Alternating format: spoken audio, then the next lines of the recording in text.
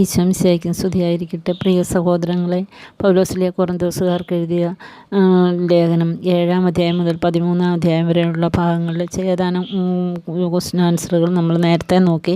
ഇനി ബാക്കി ഭാഗം കൂടെ നോക്കാം. അപ്പോൾ നിങ്ങളുടെ പൂർണ്ണമായ സപ്പോർട്ടും എനിക്കുണ്ടാകണം. നിങ്ങളുടെ എല്ലാവരും ഒത്തിരി സ്നേഹത്തോടെ എനിക്ക് നൽകുന്ന സപ്പോർട്ടിന് ഒത്തിരി സ്നേഹത്തോടെ ഞാനും നിങ്ങൾക്കെല്ലാവർക്കും നന്ദി പറയുന്നു. ഇനിയും നിങ്ങളുടെ സഹകരണം പ്രതീക്ഷിച്ചുകൊണ്ട് ഒത്തിരി സ്നേഹത്തോടെ നമുക്ക് ചോദ്യോത്തരങ്ങൾ നോക്കാം. അവൻ വാരി വിതറി, അവൻ ദരിദ്രർക്ക് ദാനം ചെയ്തു, അവൻ്റെ നീതി എന്നേക്കും നിലനിൽക്കും. 2 കൊറിന്തോസ് 9:9 ഈ വാക്യം ഏത് ഗ്രന്ഥത്തിൽ നിന്നാണ് ശ്ലീഹ ഉദ്ധരിച്ചിരിക്കുന്നത്? സങ്കീർത്തനം 112:9. നിങ്ങൾക്കുള്ള കൂട്ടായ്മയുടെ ഔദാര്യം വഴി നിങ്ങളുടെ ശുശ്രൂഷയെപ്പറ്റി ബോധ്യപ്പെട്ട് അവർ ദൈവത്തെ സ്തുതിക്കും. ആരുടെ കാര്യമാണ് ശ്ലീഹ പരാമർശിക്കുന്നത്? യെരുശലേമിലെ വിശുദ്ധരെക്കുറിച്ച്. അവർണ്ണനീയമായ ദാനത്തിന് ദൈവത്തിന് സ്തുതി. പരിശുദ്ധ കുർബാനയിലെ ഈ സ്തുതിപ്പ് ഏത് ലേഖനത്തിലാണ് ഉള്ളത്?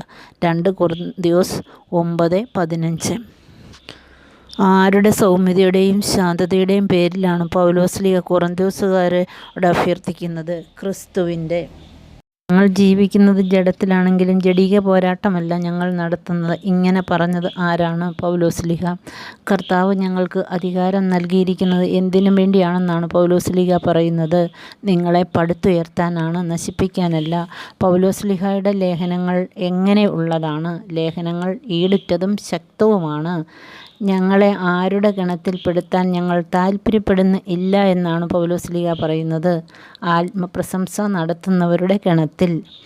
അഭിമാനിക്കുന്നവൻ ആരിൽ അഭിമാനിക്കട്ടെ എന്നാണ് പൗലോസ് ശ്ലീഹ 2 കൊറിന്തോസ് 10:17 പറയുന്നത്? ക്രിസ്തുവിൽ. എനിക്ക് നിങ്ങളോട് എന്തു തോന്നുന്നെന്നാണ് 11:2 പറയുന്നത്? ദൈവികമായ അസൂയ. നിർമ്മലയായ വധുവിനെക്കുറിച്ച് ഏത് ഗ്രന്ഥത്തിലാണ് എഴുതപ്പെട്ടിരിക്കുന്നത്? ഹോസിയ 2-ാം അധ്യായം. ആര് കൊറിന്തോസുകാരെ ക്രിസ്തുവിൽ നിന്ന് വ്യതിചലിപ്പിക്കുമോ എന്നാണ് ശ്ലീഹ ഭയപ്പെടുന്നത്? കപട അപ്പസ്തോലന്മാർ. ക്രിസ്തുവിൻ്റെ സൗമ്യത എന്നിൽ ഉള്ളതുകൊണ്ട് എൻ്റെ ഈ ആത്മപ്രശംസ എവിടെയുള്ളവർ കേൾക്കാതിരിക്കില്ല എന്നാണ് ശ്ലീഹ പറയുന്നത്? അക്കാദിയ പ്രദേശത്തുള്ളവർ. കഷ്ടതയുടെ നടുവിലും എന്തിനെക്കുറിച്ചുള്ള ആകുലതയാണ് ശ്ലീഹായെ അലട്ടിക്കൊണ്ടിരുന്നത്? സകല സഭകളെക്കുറിച്ചുള്ള ഉത്കണ്ഠ.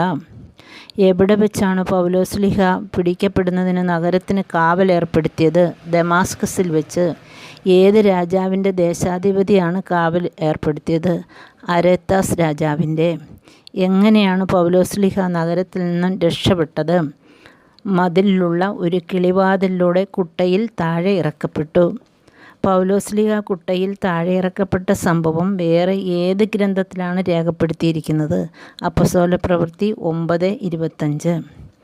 2 കൊറിന്തോസിൻ്റെ 12:1 പൗലോസ് ശ്ലീഹ പറയുന്നു, ആത്മപ്രശംസ ചെയ്യുന്നതിൽ നേട്ടമില്ല. എന്നാൽ എന്തിനെക്കുറിച്ച് പറയാനാണ് ശ്ലീഹ താല്പര്യപ്പെടുന്നത്? ദർശനങ്ങളും വെളിപാടുകളും. 3-ാം സ്വർഗം വരെ ഉയർത്തപ്പെട്ട ശ്ലീഹ എന്താണ് ദർശിച്ചത്? അവാച്യവും മനുഷ്യന് വിവരിച്ചുകൂടാത്തതുമായ കാര്യങ്ങൾ. ആര് തന്നെ വിട്ട് അകലാൻ വേണ്ടിയാണ് 3 പ്രാവശ്യം കർത്താവിനോട് അപേക്ഷിച്ചുവെന്ന് പൗലോസ് ശ്ലീഹ 2 കൊറിന്തോസ് 12:8 പറയുന്നത്? പിശാചിൻ്റെ ദൂതനെക്കുറിച്ച്. 2 കൊറിന്തോസ് 12:9 കർത്താവ് എന്താണ് ശ്ലീഹായോട് പറഞ്ഞതെന്നാണ് ശ്ലീഹ എഴുതിയത്? നിനക്കെൻ്റെ കൃപ മതി. പൗലോസ് ശ്ലീഹ പൂർവാധികം സന്തോഷത്തോടെ പ്രശംസിക്കുന്നത് എന്തിനു വേണ്ടിയാണ്? ക്രിസ്തുവിൻ്റെ ശക്തി തൻ്റെ മേൽ ആവസിക്കുന്നതിന് വേണ്ടി. ബലഹീനതകളിലും പീഡനങ്ങളിലും അത്യാഹിതങ്ങളിലും ആരെ പ്രതി സന്തുഷ്ടനാണെന്നാണ് 2 കൊറിന്തോസിൻ്റെ 12:10 പറയുന്നത്? കർത്താവിനെ പ്രതി. ഞാൻ നിസ്സാരനാണേലും ആരെക്കാൾ ഒട്ടും കുറഞ്ഞവനല്ല എന്നാണ് പൗലോസ് ശ്ലീഹ കൊറിന്തോസ് സഭയ്ക്ക് എഴുതിയത്? അപ്പസ്തോല പ്രമാണിമാരെക്കാൾ.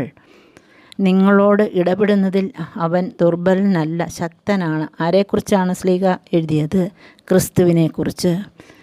നിങ്ങൾ നിങ്ങളുടെ വിശ്വാസത്തിൽ നിലനിൽക്കുന്നുണ്ടോ എന്ന് നിങ്ങൾ എന്ത് ചെയ്യുവിൻ എന്നാണ് ശ്ലീഹ പറഞ്ഞത്? പരിശോധിക്കുവിൻ.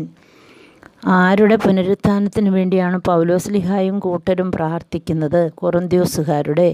എങ്ങനെ ജീവിക്കുമെന്നാണ് ശ്ലീഹ പറയുന്നത്? സമാധാനത്തോടെ. അവൻ ബലഹീനതയിൽ ക്രൂശിക്കപ്പെട്ടു, എന്നാൽ ഡാഷിൻ്റെ ശക്തിയിൽ ജീവിക്കുന്നു. ദൈവത്തിൻ്റെ എന്തിന് എതിരായിട്ടൊന്നും ചെയ്യാൻ ഞങ്ങൾക്ക് സാധിക്കില്ലെന്നാണ് ശ്ലീഹ പറയുന്നത്. സത്യത്തിനെതിരായി ആർക്ക് വേണ്ടി സമ്പാദിക്കണമെന്നാണ് 2 കൊരിന്ത്യർ 12:14 പറയുന്നത്. മാതാപിതാക്കൾ മക്കൾക്ക് വേണ്ടിയും. കർത്താവായ യേശുക്രിസ്തുവിൻ്റെ കൃപയും ദൈവത്തിൻ്റെ സ്നേഹവും പരിശുദ്ധാത്മാവിൻ്റെ സഹവാസവും നിങ്ങളെല്ലാവരോടും കൂടി ഉണ്ടായിരിക്കട്ടെ. പരിശുദ്ധ കുർബാനയിലെ ഈ ആശീർവാദ പ്രാർത്ഥന ഏത് ലേഖനത്തിലാണ് ഉള്ളത്? 2 കൊരിന്ത്യർ 13:13.